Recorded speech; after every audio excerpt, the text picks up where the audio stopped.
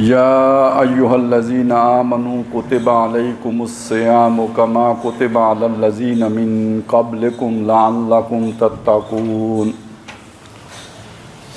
وقال عز وجل شہر رمضان الذی انزل فیہ القرآن ھدی للناس وبینات من الھدی والفرقان فمن شہد منکم الشہر فلیصم ومن کان مریضا او علی سفر فعدۃ من ایام اخر یرید اللہ بکم الیسر ولا یرید بکم العسر ولتکملوا العدۃ ولتکبروا اللہ علی ما ھداکم ولعلکم تشکرون وَإِذَا سَأَلَكَ عِبَادِي عَنِّي فَإِنِّي قَرِيبٌ أُجِيبُ دَعْوَةَ الدَّاعِ إِذَا دَعَانِ فَلْيَسْتَجِيبُوا لِي وَلْيُؤْمِنُوا بِي لَعَلَّهُمْ يَرْشُدُونَ صدق اللہ العظیم۔ رب اشرح لی صدری ویسر لی امری واحلل عقدۃ من لسانی یفقہوا قولی۔ اللہم الہمنا رشدنا واعذنا من شرور انفسنا۔ اللہم ارنا الحق حقا وارزقنا اتباعہ وارنا الباطل باطلا وارزقنا اجتنابہ۔ اللہم وفقنا لما تحب وترضى آمین یا رب العالمین۔ حضرات محترم، چند دنوں کے بعد ہم رمضان المبارک میں داخل ہو جائیں گے، اور رمضان میں اللہ تعالیٰ نے مسلمانوں پر روزے فرض کیے ہیں، اور رمضان کا مہینہ وہ ہے کہ جس میں اللہ تعالیٰ نے اپنی عظیم کتاب جناب محمد رسول اللہ صلی اللہ علیہ وسلم کے قلب مبارک پر اتاری ہے۔ رمضان اور روزہ اور قرآن کے حوالے سے سورہ بقرہ کا یہ 23واں رکوع بہت اہمیت کا حامل ہے، اس لیے کہ روزے کے بارے میں احکامات اسی رکوع میں دیے گئے ہیں۔ اس رکوع کی 3 آیات اس وقت میں نے آپ کے سامنے تلاوت کی ہیں۔ آیت نمبر 183، 185 اور 186۔ چونکہ وقت تنگ ہے، پورے رکوع پر بات نہیں ہو سکتی، درمیان میں 184 نمبر آیت بھی میں نے چھوڑ دی۔ جو اہم نکات ہیں وہ آپ کے سامنے رکھنے ہیں، اور یہ اس اعتبار سے رکھنے ہیں کہ بعض اوقات انسان کو بہت بڑی نعمت ملے، لیکن اس نعمت کا اگر اسے احساس نہ ہو تو وہ قدر نہیں کر سکتا، اور جب وہ نعمت اس سے چھن جاتی ہے تو اس کے بعد اسے خیال آتا ہے کہ کتنی بڑی دولت تھی جو مجھ سے نکل گئی۔ تو رمضان کے بارے میں یہ جان لیجئے کہ نبی صلی اللہ علیہ وسلم نے اس کے بارے میں یہ بات بددعا دی ہے۔ ویسے 3 چیزوں کے بارے میں دی ہے، میں اس وقت صرف ایک چیز رمضان کا ذکر کر رہا ہوں کہ آپ صلی اللہ علیہ وسلم نے فرمایا کہ جس شخص کی زندگی میں رمضان آئے اور وہ گناہ نہ بخشوا سکے تو اس پر اللہ تعالیٰ کی لعنت ہے، پھٹکار ہے، اور حضرت جبریل علیہ السلام نے اس پر آمین کہی ہے۔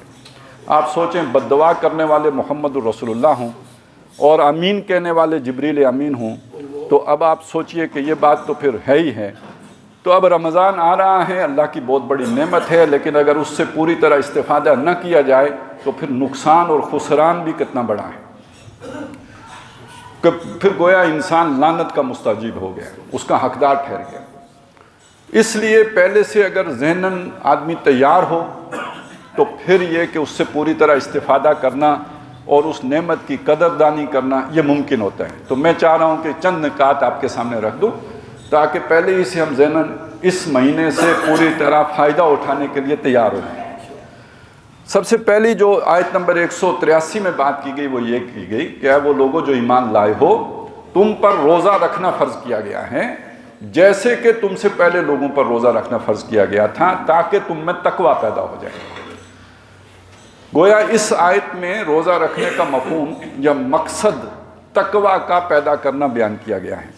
دیکھیے، تقویٰ وہ شے ہے کہ جو ہماری پوری زندگی کو سیدھا رکھتا ہے۔ تقویٰ وہ چیز ہے جو ہمیں دین پر چلاتا ہے۔ دین پر چلنے کے لیے جس چیز کی ضرورت ہوتی ہے نا، جیسے گاڑی کو چلانے کے لیے انجن چاہیے لیکن پیٹرول کے بغیر نہیں چلتا، تو جو طاقت ہمیں دین پر چلاتی ہے اس طاقت کا نام، اس جذبے کا نام، اس قوت محرکہ کا نام تقویٰ ہے۔ اگر تقویٰ نہیں ہوگا تو آپ کو دین کے بارے میں بے شک معلومات ہوں، آپ دین پر نہیں چل سکتے۔ آپ کو پتہ ہے نماز فرض ہے، اگر اللہ کا ڈر اور خوف نہیں ہوگا تو کیسے نیند سے اٹھ کر بستر سے نکل کے پڑھیں گے؟ آپ کو معلوم ہے کہ سچ بولنا بہت اچھی بات ہے، اور جھوٹ بولنا یہ انسان کو ہلاک کر دیتا ہے، لیکن اگر اللہ کا خوف نہیں ہوگا تو جھوٹ لوگ بولتے ہیں۔ جانتا ہوں ثواب طاعت و زہد پر طبیعت ادھر نہیں آتی، طبیعت ادھر تب آئے گی جب تقویٰ ہوگا، تقویٰ نہیں ہوگا تو طبیعت ادھر نہیں آئے گی۔ تو تقویٰ کدھر سے ملے گا، کہاں سے ملے گا، کیسے حاصل ہوگا؟ تو یہاں اللہ تعالیٰ نے بتایا کہ یہ جو روزہ تم پر فرض کیا گیا ہے یہ تمہارے اندر تقویٰ پیدا کر دے گا۔ اب آپ سمجھیے کیسے پیدا کرے گا۔ میں نے آپ نے نیت کر لی کہ میں روزہ رکھوں گا، کیا مطلب؟ سحری سے لے کے سورج غروب ہونے تک کوئی شے کھاؤں پیوں گا نہیں، تو آپ سوچئے دن کو پیاس نہیں لگے گی، نہیں پینے کو دل نہیں کرے گا، کھانا کھانے کو دل نہیں کرے گا، بالکل کرے گا۔ تو آپ روزہ رکھنا ہے تو روکیں گے نا دل کو، اپنی خواہش کو روکیں گے نا۔ تو آپ کو پریکٹس ہو رہی ہے کسی چیز کی یا نہیں ہو رہی ہے؟ کیوں روک رہے ہیں اپنے آپ کو کھانے پینے سے؟ کوئی تھانے دار نے روکا ہے آپ کو؟ کوئی آپ کا ہاتھ پکڑ سکتا ہے کہ مت کھائیں پیئیں؟ کوئی نہیں پکڑ سکتا۔ تو یہ کیوں آپ رکیں؟ کس جذبے نے آپ کو روکا ہے؟ اللہ کو راضی کرنے کی خواہش ہے، اللہ کا ڈر ہے، اور اللہ کی ناراضگی کا خوف ہے کہ جو آپ نہ کھا رہے ہیں نہ پی رہے ہیں۔ اچھا، اس میں امید کیا ہے؟ امید یہ ہے کہ یار چند گھنٹے ہی ہے نا، تھوڑا صبر کروں گا، مغرب کے بعد کھا پی لوں گا۔ سمجھ گئے نا؟ ایک چھوٹے سے وقت کی ایک پریکٹس ہے، پانی نہیں پینا مغرب تک نہیں پینا، کھانا نہیں کھانا مغرب تک نہیں کھانا، اس کے بعد کھاؤ، کلو واشربو، کھاؤ بھی پیو بھی۔ تو یہ کھانے پینے کی اب اجازت ہے کب؟ مغرب کے بعد۔ تو یہ چونکہ نزدیک سا کا کام ہے تو انسان وقتی طور پر اپنے آپ کو سہارا دے لیتا ہے کہ کوئی بات نہیں، 4 گھنٹے صبر کرنا ہے، 6 گھنٹے صبر کرنا ہے، 8 گھنٹے صبر کرنا ہے۔ اس سے ایک یعنی چھوٹا سا فاصلہ ہونے کی وجہ سے ہمت پیدا ہو جاتی ہے یہ کام کرنے کی۔ اب آپ سوچیں اگر یہی بات ہوتی کہ نہیں آج نہیں کل کھاؤ گے تو ہو سکتا ہے کہ کئی لوگ اسی سے ہمت ہار جاتے ہیں۔ تو یہ وقت تھوڑا ہونے کی وجہ سے ایک ہمت پیدا ہو جاتی ہے۔ 30 دن جب انسان یہ پریکٹس کرتا ہے تو اس بات کا امکان ہے کہ جو چیزیں اللہ نے مستقلاً حرام کی ہیں نا ان کے لیے بھی اس کے اندر ہمت پیدا ہو جائے کہ کوئی بات نہیں نا، مرتے دم تک حرام ہے نا۔ یہ اللہ نے شراب حرام کی ہے تو جنت میں تو پلائے گا نا۔ یہ اللہ نے اس چیز سے روکا ہے تو بس یہ دنیا کی تکلیف ہے نا۔ دنیا کے بعد جیسے یہ میں نے افطار کیا تھا تو خوب اپنی فروٹ بھی کھائے، جلیبیاں بھی کھائیں، دودھ بھی پیا، تو جب مر جاؤں گا تو اللہ سب کچھ دے گا۔ تو یہ میں اس زندگی کے حقیر سے وقفے میں اپنے آپ کو اس چیز سے روک لوں جس سے اللہ نے مستقلاً حرام کیا۔ اب آپ کو سمجھ آ گئی نا کہ روزہ کس طرح ہمارے اندر تقویٰ پیدا کرتا ہے۔ میں زیادہ تفصیل میں نہیں گیا، زیادہ باریکیوں میں نہیں گیا، موٹی بات آپ کو سمجھا دی کہ چھوٹے وقت کا دورانیہ رکھ کر ایک پریکٹس کرائی تاکہ ایک بڑا روزہ جو پیدائش سے لے کے موت تک کا روزہ ہے اس میں جن چیزوں کو منع کر دیا ہے ان سے بھی اسی طرح منع رہیں جیسے اس روزے میں پینے کھانے سے منع رہتے ہیں۔ بس یہ تقویٰ پیدا ہو گیا، اور جب یہ پیدا ہو جائے تو خیر پہلا نتیجہ یہ کہ انسان دین پر عمل کرنا اس کے لیے آسان ہو جاتے ہیں۔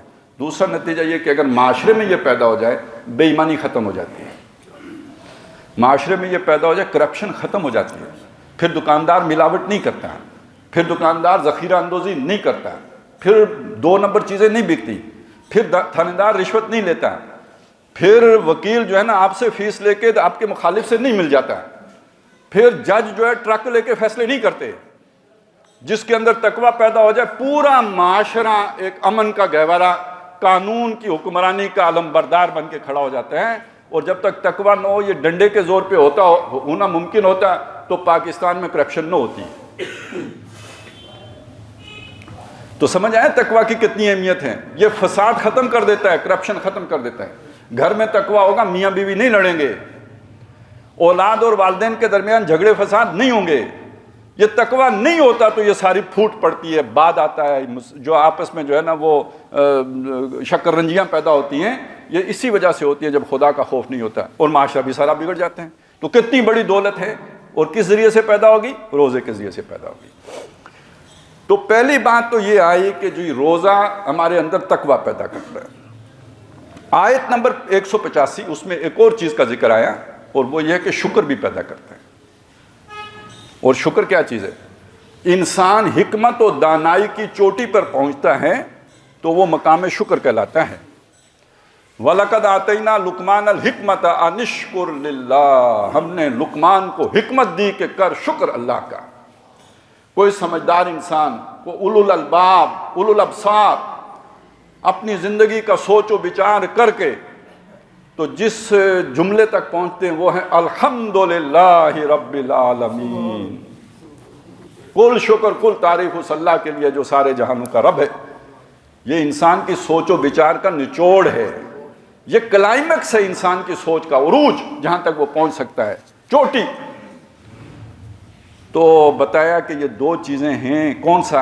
جو جن کا بھی ذکر آ رہا ہے کہ یہ آپ کو مقام شکر تک لے کے جائیں گی. کون سی دو چیزیں ہیں؟ شہر رمضان الذی انزل فیہ القرآن، یہ رمضان کا مہینہ وہ ہے جس میں قرآن نازل کیا گیا. ٹھیک ہے نا؟ قرآن کیا ہے؟ ہدی للناس، یہ لوگوں کے لیے ہدایت ہے، سارے انسانوں کے لیے ہدایت ہے، ہر انسان کی ضرورت پوری کر دیتا ہے. ہدی للناس وبینات من الہدی، اور الہدا کی بینات پر مشتمل ہے، روشن دلائل جو از خود روشن ہو، جنہیں کسی مزید دلیل کی ضرورت نہ ہو. دیکھیں نا، سورج نکل آئے تو کوئی دلیل دینے کی ضرورت تو نہیں ہوتی نا، وہ اپنے وجود پر خود دلیل ہے، وہ بینہ ہے. اسی طرح سمجھ لیجئے قرآن مجید کی آیات جو ہیں یہ بینات ہیں، یہ خود ایک روشن جو ہے وہ مینارہ ہیں. بینات من الہدی والفرقان، یہ فرق کر دینے والا ہے کس میں؟ حق و باطل میں. حق و باطل گڈمڈ ہوتے ہیں، جسے ہم کہتے ہیں کنفیوژن ہے، گو مگو کی کیفیت، پتہ نہیں یہ سچا ہے کہ یہ سچا ہے. یہ قرآن وہ فرقان ہے جو آپ کو بتا دے گا سچ کون ہے اور جھوٹ کدھر ہے، یہ واضح کر، یہ لکیر کھینچ دے گا، یہ فرقان ہے. تو یہ تو قرآن کی تعریف کی نا، شہر رمضان الذی انزل فیہ القرآن ہدی للناس وبینات من الہدی والفرقان. اب آپ اگلی بات سنیے، فمن شاہد منکم الشہر، جو کوئی تم میں سے یہ مہینہ پائے جس میں قرآن نازل ہوا ہے، فلیصم، اس پر فرض ہے کہ روزہ رکھے. اب یہ دو علیحدہ علیحدہ باتیں ہوگی، ایک قرآن کا نزول، ایک روزہ رکھنا. پہلے صرف روزے کا ذکر تھا، اب روزے کے ساتھ قرآن کو جوڑ دیا. دیکھیے قرآن کی ایک تو اوصاف یہاں بیان ہوئے نا، ہدی للناس وبینات من الہدی والفرقان، لیکن دوسری جگہوں پہ قرآن مجید کے یہ صفات بھی آئی ہیں کہ یہ شفاء لما فی الصدور ہے، یہ شفاء للناس ہے، فیہ ہدی و نور ہے، یہ روشنی ہے. تو یہ سمجھ لیجئے کہ جو انسان، یعنی انسان کو جو تقویٰ کی راہ کی رکاوٹ ہے تو وہ دل کا فطور ہے. شکر کے رستے کی رکاوٹ کیا؟ دیکھیں میری آنکھ ہے، اس کے اوپر اگر کوئی پردہ پڑ جائے تو مجھے نظر آئے گا؟ نہیں نظر آئے گا. میرے دل کے اندر شکر کا جذبہ رکھا گیا، جیسے میری آنکھ کے اندر دیکھنے کا مادہ رکھا گیا ہے، یہ دیکھتی ہے، کان سنتا ہے، دل کا جو کام ہے وہ شکر کرنا ہے. لیکن کب شکر کرے گا؟ اس کے اوپر پردہ نہیں ہوگا، اس پر میل کچیل نہیں ہوگی، اس کے اوپر جیسے آنکھ کے آگے کوئی رکاوٹ ہو تو آنکھ نہیں دیکھتی، کان میں سکل ہو تو کان نہیں سنتا، زبان میں لکنت ہو تو آپ بات نہیں کر سکتے. اسی طرح دل کے اوپر پردہ ہو تو آپ شکر نہیں کر سکتے.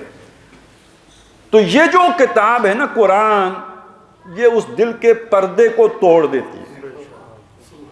وہ جب پردہ ٹوٹتا ہے تو اندر سے شکر کا جذبہ نکل آتا ہے. وہ پردہ کون سا ہے؟ یہ بڑا نازک مسئلہ ہے جی. پردہ کون سا ہے؟ وہ جو دل پہ پردہ پڑ جاتا ہے وہ کیا ہوتا ہے؟ لالچ، حسد، لالچ، حسد، دنیا کی محبت، ٹھیک ہے، تکبر، بغض، عناد، یہ دل کی بیماریاں ہیں.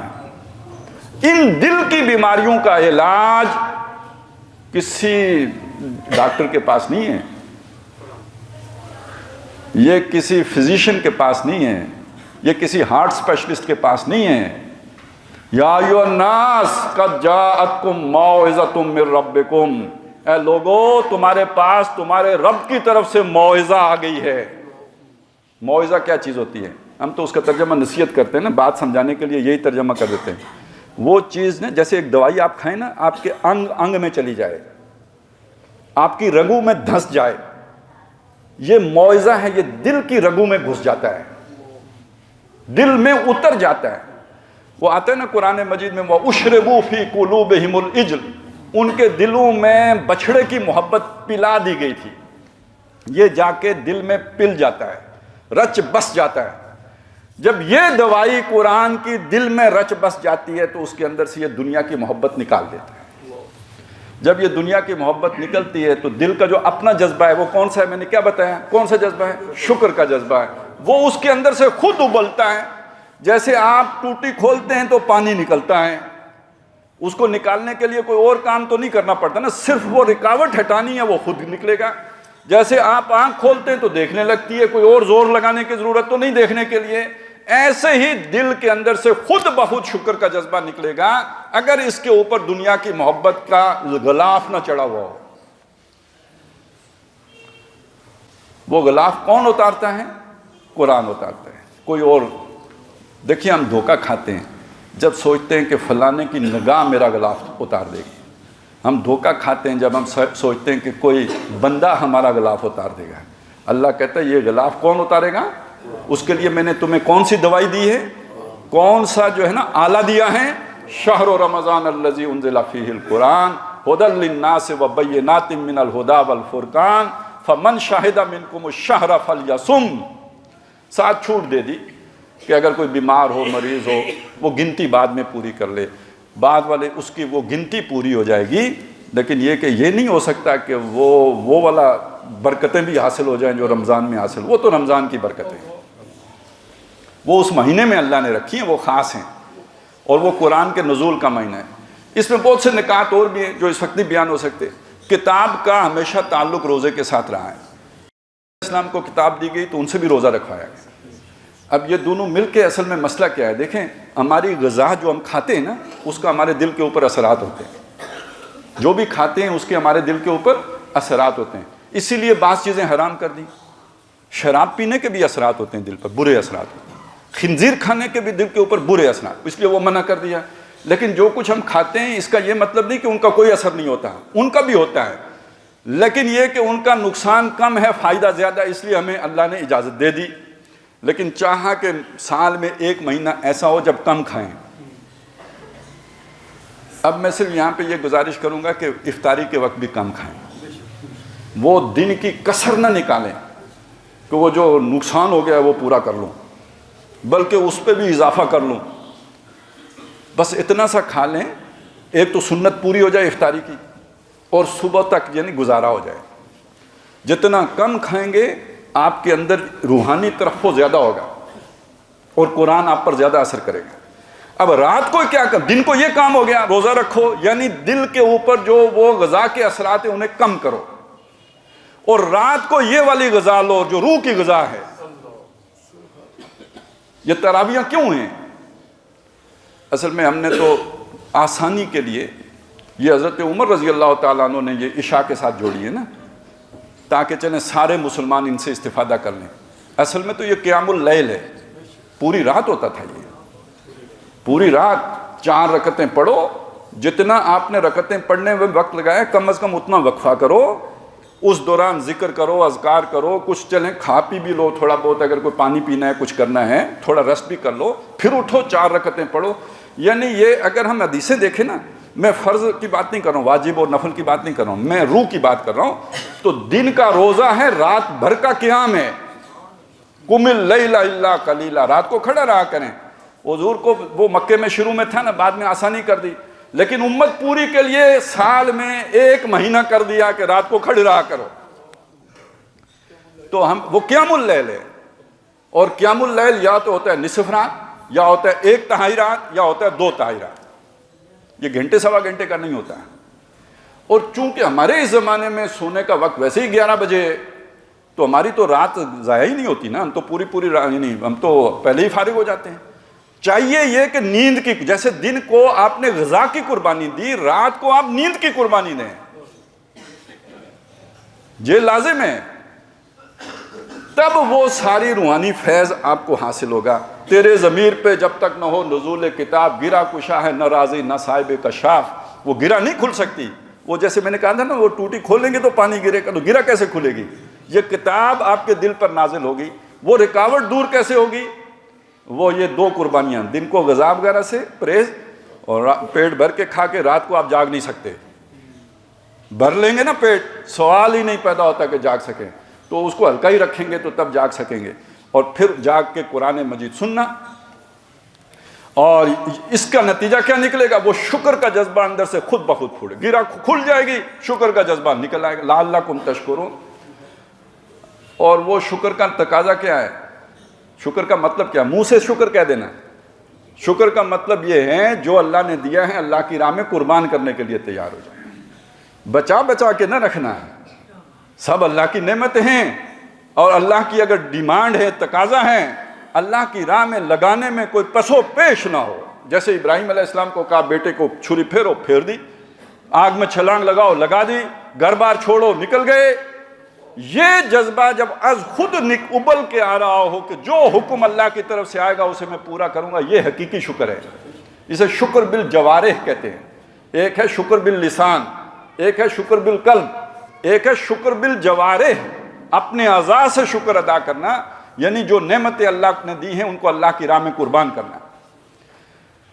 تیسری شے ہے جس کو یہاں پہ کہا گیا رشد۔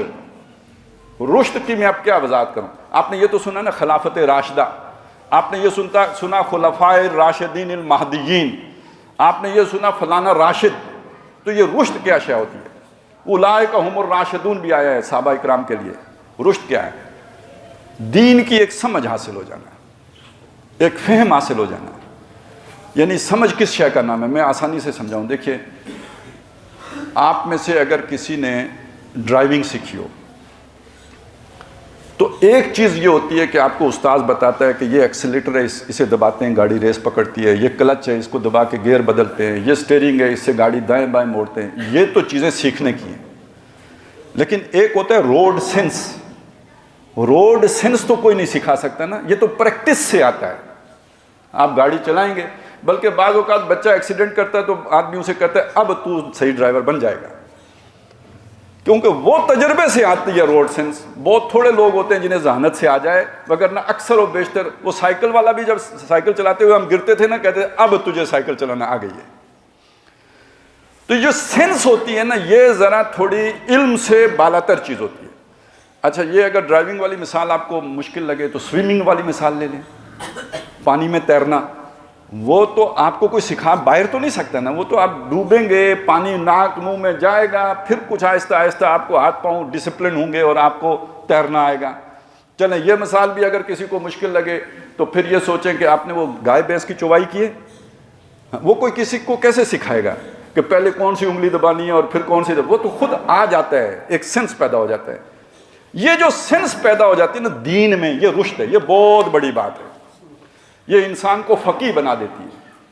یہ ایک یعنی اس کے لیے تھنکنگ پروسیس نہیں ہوتا کہ آپ سوچیں، آپ درست فیصلے کرنے لگتے ہیں، آپ صحیح، آپ سے کام ہونے لگتا ہے، یہ رشد ہے۔ اس رشد تک کیسے پہنچیں گے؟ جب آپ کے اس جسم کا پورا کنٹرول آپ کی روح کے پاس چلا جائے۔ فیصلے اس دماغ سے نہیں، وہ روح کی بنیاد پر ہونے لگیں گے، آپ اس جگہ پہ پہنچیں گے۔ وہ روح کیسے تقویت پائے گی؟ روح اس کی بھی کوئی غذا ہوگی نا۔ دیکھیں نا، کسی شے کو تقویت دینی ہے تو اسے غذا دیں گے تو تقویت پاتی ہے نا۔ تو روح کی کیا غذا ہے؟ سوچیں، ہمارے ہاں تو کہتے ہیں جی موسیقی روح کی غذا ہے، لخ لنت، یہ شیطان کی روح کی غذا ہوگی۔ یہ جو روح ہمارے اندر اللہ نے ڈالی ہے اپنی روح میں سے، وَإِذَا نَفَخْتُ فِيهِ مِن رُوحِي، اپنی روح میں سے جب اس میں پھونکوں، یہ جان نہیں ہے، جان نہیں ہے، روح اور شے ہے۔ جان تو کتے بلی میں بھی ہے، اور جان ہمارے اندر بھی ہوتی ہے، روح ڈلنے سے پہلے بھی ہوتی ہے جان۔ روح تو ایک ملکوتی شے ہے، یہ وہ شے ہے جس سے فرشتے بنے، یہ اللہ نے اپنے میں سے پھونکی ہے انسان کے اندر۔ یہ اس کا منبع کون ہے؟ اللہ کی ذات ہے۔ اور یہ قرآن کس کے پاس سے آیا ہے؟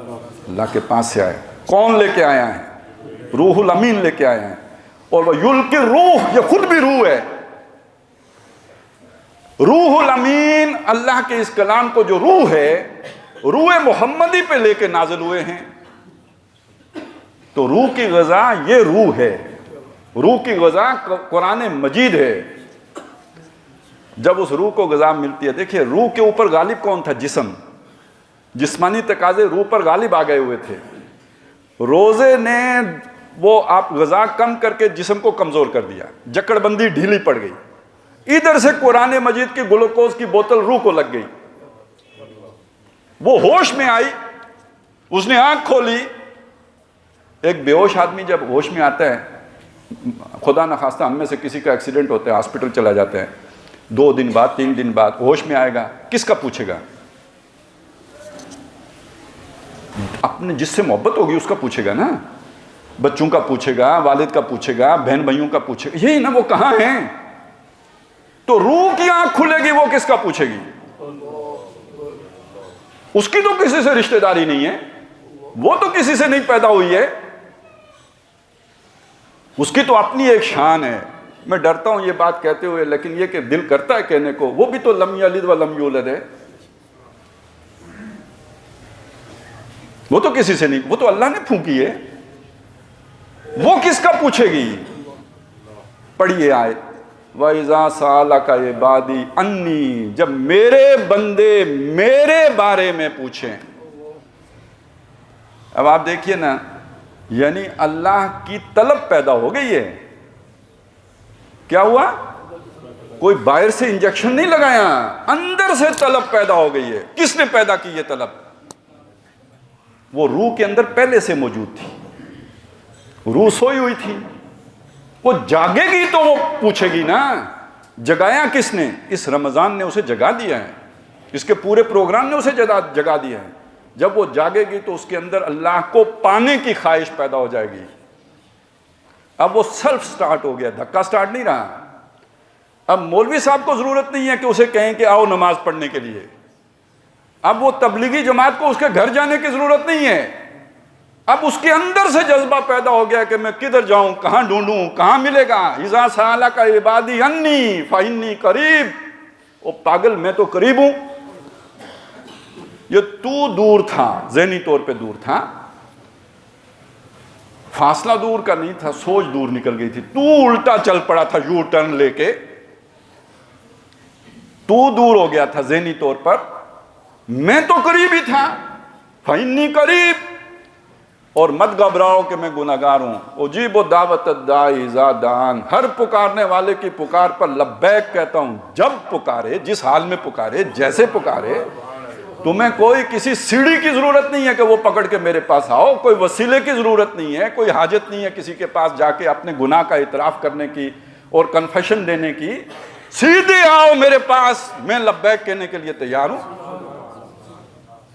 اجیب دعوت الداعی اذا دعان. لیکن تقاضا میرا بھی ہے نا، فَلْيَسْتَجِيبُوا لِي. میں پکار پہ لبیک کہنا چاہتا ہوں تو انہیں بھی تو چاہیے نا میری پکار پہ لبیک کہیں. اور میری پکار کیا ہے؟ یہ سورہ بقرہ ہے. میری پکار کیا ہے؟ میرا دین مغلوب ہے، میرے گھر پر کفار کا قبضہ ہے، وہاں انہوں نے 360 بت رکھے ہوئے ہیں. میری پکار یہ ہے، یہ جان تمہیں میں نے دی ہے، یہ مال اسباب تمہیں میں نے دیے ہیں، انہیں میری راہ میں نچھاور کرو اور میرے گھر کو واگزار کراؤ. یہ پکار تھی جو سورہ بقرہ میں لگائی گئی. اس کے آخر میں وہ دعا بھی آ گئی نا، وَانصُرْنَا عَلَى الْقَوْمِ الْكَافِرِينَ. مقابلہ ہے، ادھر کافر ہیں، ادھر مسلمان ہیں. اس کے بعد غزوہ بدر ہونا ہے. تو ایک پکار میری ہے، تمہاری پکار پہ میں لبیک کہوں گا، میری پکار پہ تم لبیک کہو. فَلْيَسْتَجِيبُوا لِي وَلْيُؤْمِنُوا بِي. اب یہاں ایمان، مجھ پہ ایمان رکھنے کا کیا مطلب ہوگا؟